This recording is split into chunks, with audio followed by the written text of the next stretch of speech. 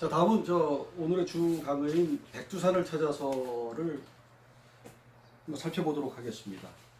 요 첫 번째 교재는 저희가 오늘 강의 그 자료는 저희가 그 대립조사연구회 카페에 올렸던 그 러시아인 가린 미하일롭스키 백두산을 보증하다라는 그 자료를 1차 자료로 하고요. 그 뒤에 좀 추가를 했습니다. 그래서 이제 우리가 이 역사를 하게 되면은 제일 먼저 나오는 게 이제 백두산에 대해서 가장 많이 나오지 않습니까? 뭐 민족의 성산이다.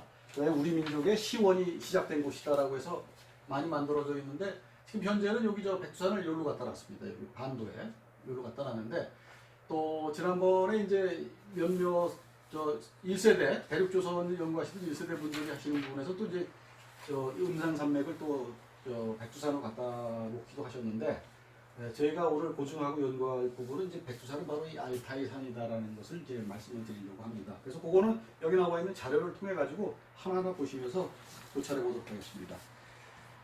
백두산이라는 것은 뭐 아시겠지만은 우리나라 이제 옛날 고조선부터 고구려 또 여진, 금, 요, 명, 청 이런 나라들의 명나라 아니죠. 청나라까지의 발상지가 모두 백두산 부근에서 나왔다 이렇게 기록이 되어 있습니다. 그게 이제 강단사학에서 요 근처에서 나왔다 그러는 건데 이게 얼마나 황당하고 말도 안 되는 소리인지는 이제 하나하나 보시면 되겠습니다. 그리고 이제 대륙조선을 공부하시게 되면은 우리가 이제 고금지명대사전이나 신징동국여지 승남을 이제 많이 이용을 하게 됩니다. 왜냐하면 지리지가 나와 있기 때문에. 그런데 우리가 명심해야 될 것은 신징동국여지 승남이라든지 왕조실록에 나온 세종실록 시리즈는 모두 다 이 반도에 맞게끔 다 만들어져 있는 거죠, 이게. 그래서 그걸 갖다가 너무 중시하게 되면은 중요지형 지물에 대해서 모두 다 놓치게끔 되어 있습니다. 또한 고금지명대사전 같은 경우도 많은 부분에서는 우리에게 도움을 주지만 가령 뭐 감도라든지 백두산이라든지 이런 걸 보게 되면 웬만한 건 다 이쪽에 맞춰서 해놨어요. 그래서 상당히 대륙조선에 대해서 공부를 한 다음에 그런 책들을 보게 되면은 그 잘못된 것을 우리가 잡아낼 수 있지만은 그렇지 않을 경우에는 그 오류에 빠질 공산이 굉장히 높다는 것을 좀 말씀을 드리겠습니다. 그 자료 중간에 보시게 되면은 그 헨리 율이라는 영국의 유명한 동양학자가 문명교류사의 첫 고전이라 할 수 있는 중국으로 가는 길에서 여기서 세레스, 이 세레스라는 것은 지난번에 한번 했지만은 그 비단과 관련해서 이제 중국이라는 그 고대 명을 갖다 세레스라고 했다 이렇게 나옵니다. 그래서 제가 오늘 그 지도를 준비하지 않았는데 그 1700년 무렵에 있었던 서양의 고지를 보게 되면 세레스라는 지명은 다 이쪽으로 나오죠. 카자흐스탄이나 전 카자흐스탄 지역의 동쪽 이쪽을 다 세레스라고 표시를 해놨어요. 그래서 오늘 이제 우리가 앞으로 보증해 나갈 부분도 바로 여기가 백두산이 되면서 이른바 우리 역사에서 나오는 중국이라는 나라가 바로 이 백두산 옆에 카자흐스탄 동북 쪽에서 형성이 돼 있다라는 것을 갖다 제가 보증을 할 겁니다. 따라서 여기가 조선이 되는 거고 중국은 이쪽이 되는 거죠. 이게. 그래서 이제 이 나라가 여기까지 내려왔는지 그거는 뭐 아직까지 자료상으로 발견된 게 없기 때문에 차차로 하나하나씩 발견이 될 거로 됩니다. 여기서 이제 헨리 율이라는 사람을 왜 제가 올렸냐면요. 이거 잠깐 보십시오. 세레스인들이 사는 곳은 광활하고 인구가 조밀한 나라이며 동계, 즉 동쪽의 경계는 대양에 면하고 사람이 살 수 있는 세계의 끝이며 서쪽은 이마우스와 박트리아 변경까지 뻗어 있다 이렇게 나와 있습니다. 그래서 이 이마우스라는 것은 어디를 말하는 거냐면 여기 볼륜 산맥의 히말라야죠. 히말라야 산맥의 여기 이시콜호 밑에 여기서부터 이렇게 올라가는 산맥 있죠. 이거를 서양인들이 이마우스라고 그런 겁니다. 이마우스. 그래서 이 이마우스의 동쪽에 있는 나라다 이렇게 써놓은 거예요. 이게. 물론 이제 박트리아라는 것은 알렉산더가 뭐 점령을 해서 뭐 어느 지도에 여기까지 온 거로 되어 있는데 이건 말도 안 되고 더 훨씬 더 카스피해 옆쪽으로 동안 쪽으로 봐야 될 것 같고 그래서 이마우스는 여 산맥을 말하는 것이다. 를 아시면 되겠습니다. 그러니까 우리가 역사상에 이 이마우스의 동쪽에 존재했던 나라는 고구려 백제 신라 고려 조선이 존재했던 겁니다. 여기가 이쪽에 이제 이른바 중국이라는 나라가 존재했던 거로 저희가 이제 볼 수가 있는 겁니다. 그래서 이 헨리 율이라는 사람이 이 과학된 부분이 저 부분이다 이라는 것을 말씀을 드린 겁니다. 그다음에 이제 또 그 헨리 율이 얘기했을 때는 이 이마우스의 동쪽에서 이제 비단이 이제 생산된 거에 대해서 많이 얘기를 하고 있습니다. 그래서 우리가 여지껏 1차적으로는 반도 여기가 조선이다. 2차적으로는 요만큼이 우리 땅이었다는 게 아니라 실질적인 여러 가지 정황 증거라든지 기록에 의해서 조선이 더 방대했다는 것을 갖다가 우리가 고증할 수 있다는 것을 말씀을 드립니다. 그리고 이제 이따가 또 저 하겠지만은 구한말에 이 조선을 다녀갔던 사람들이 이 백두산을 답사한 사람들이 있어요, 실제로. 그래서 그 기록을 남겼는데 그 3페이지 중간에 보시게 되면은 존 캐번디시의 백두산으로 가는 길, 헨리 위그엠의 근대만주와 대한제국, 그다음 미하일 포비오의 러시아 외교관이 바라본 근대조선, 또 헨리 에번 머치슨 제임스의 백두산 등정기, 그다음에 이제 오늘 제일 중요한 미하일 롭스키의 한국 만주 랴오뚱 반도, 그다음에 에밀 브로다르라는 프랑스 고고학자가 쓴 대한제국 최후의 숨결 등의 이 백두산과 관련된 얘기들이 있습니다. 물론 거기에는 다 교열이 됐어요. 많은 부분이 이 반도 백두산에 맞춰서 교열이 되어 있지만 내용을 세밀히 읽어보시게 되면 여기와는 일체 맞지 않는 얘기들이 많이 있습니다. 이것은 이제 앞으로 제가 외국인 기록물들을 갖다가 2주에 한 권씩 강의를 할 텐데 그 기록을 보시게 되면은 많은 부분을 같이 알아내실 수 있을 것으로 보여집니다. 오늘 이제 이 백두산을 고증하는데 가장 유력한 증거를 제시한 이 미하일 롭스키라는 사람은 3페이지 3번 쭉 보시게 되면 1898년 페테르부르크에서 시베리아 철도를 타고 중앙아시아 시베리아를 지나 블라디보스톡, 두만강, 백두산, 압록강을 거쳐 위순항, 일본까지 여행하면서 일지를 기록했다. 작가는 총 4개월 10일간의 대장정을 일기형식으로 기록했다라고 되어 있잖아요.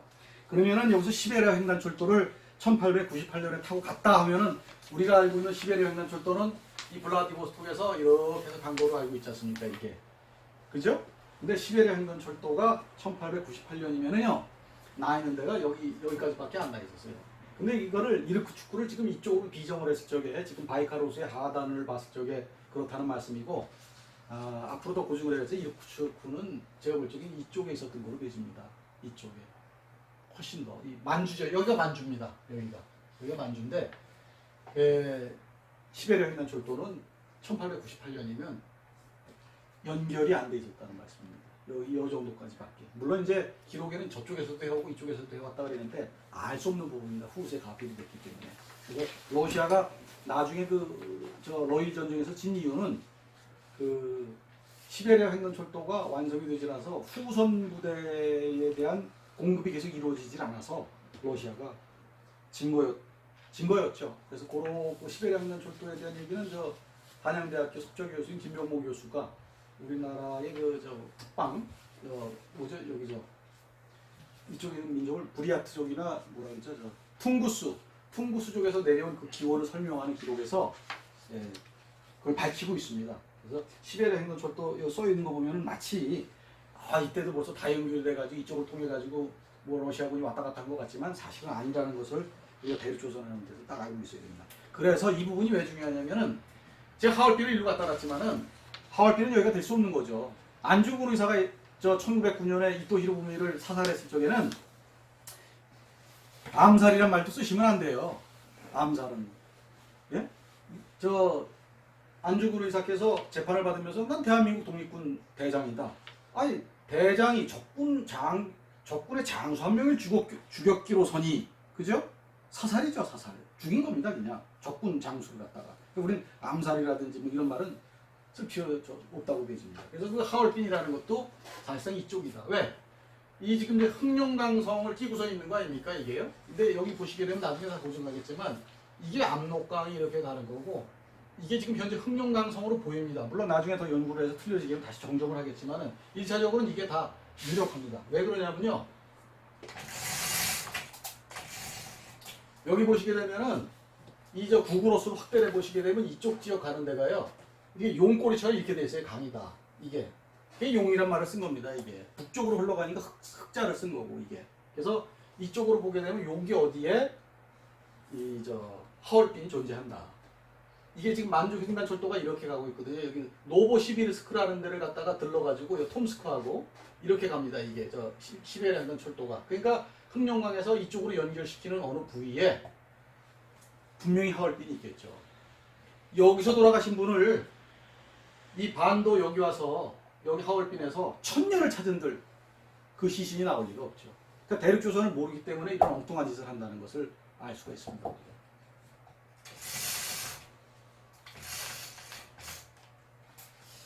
자, 그래서 이 책이 이제 1899년 2월부터 잡지에 기고해가지고 1904년에 이제 단행본으로 출간이 된 겁니다. 근데 이 책에 다른 책보다는 굉장히 중요한 백두산에 대한 그 묘사가 있기 때문에 한번 읽어보도록 하겠습니다.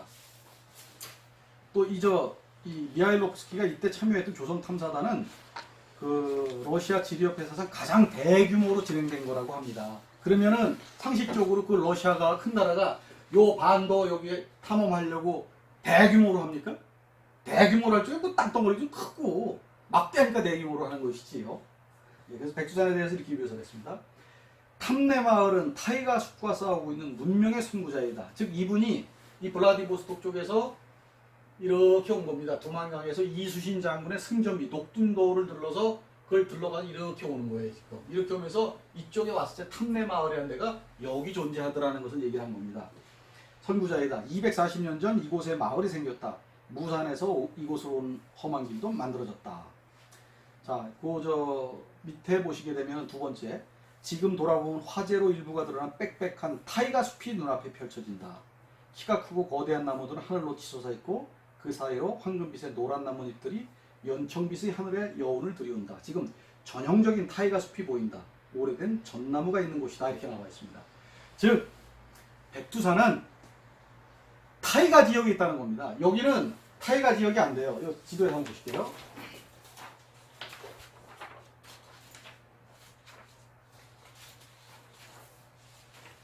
자, 이 지도에 보시게 되면은 요거는 저 위키백과에서 제공하는 세계 그 타이가 기후대를 알려주는 지도입니다. 이 지도에 보게 되면은 현재 여기 우리가 백두산으로 보존하고 있는 알타이산 여기까지가 딱 타이가 기후대로 되어 있죠. 그 다음에 현 요 반